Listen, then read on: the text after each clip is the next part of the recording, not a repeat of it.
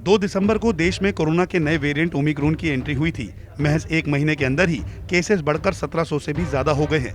अनुमान लगाएं तो एक हफ्ते में देश में कोरोना संक्रमण की दर लगभग 3 गुना बढ़ गई है, जो कि अपने आप में डराने वाले आंकड़े हैं। जिस हिसाब से ओमिक्रॉन के मरीजों के आंकड़े तेजी से बढ़ रहे हैं, उसको देखते हुए लगातार चिंता भी बढ़ रही है। भले ही ओमिक्रॉन से संक्रमित मरीजों में गंभीर लक्षण कम हो, लेकिन मरीजों की संख्या में बढ़ोतरी चिंता का विषय है। वहीं एक अनुमान की माने तो तीसरी लहर की पीक के दौरान 40 से 60 हजार मरीजों को हॉस्पिटलाइज करने की जरूरत पड़ सकती है, जो कि हमारे हेल्थ इंफ्रास्ट्रक्चर के लिए नई चुनौती पैदा कर सकता है।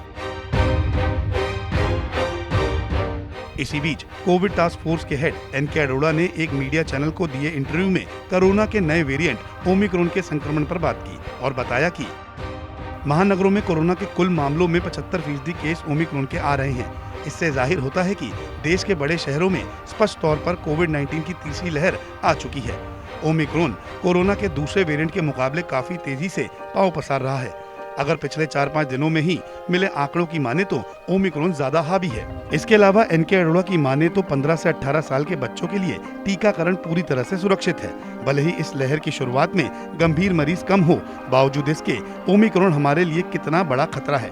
आइए आपको बताते हैं कि ओमिक्रॉन डेल्टा से 4 से 5 गुना तेजी से फैल रहा है। अगर ओमिक्रॉन वेरिएंट की तुलना डेल्टा वेरिएंट से करें तो तीसरी लहर के पीक पर एक दिन में 16 से 20 लाख तक नए मरीज सामने आ सकते हैं।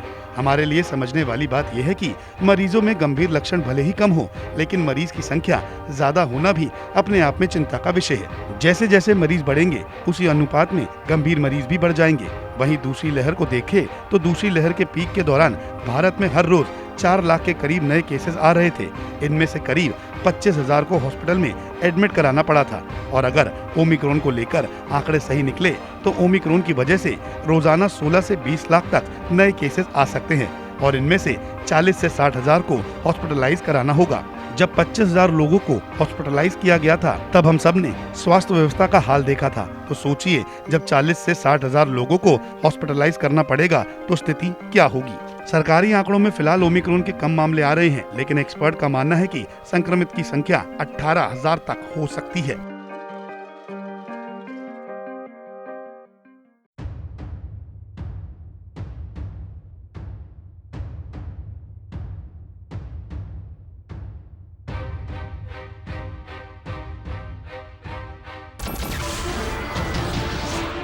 नमस्कार, मैं हूं मानक गुप्ता।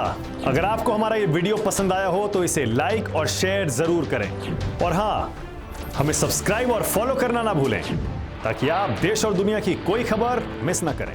तो जुड़े रहिए हमारे साथ और देखते रहिए न्यूज़ 24।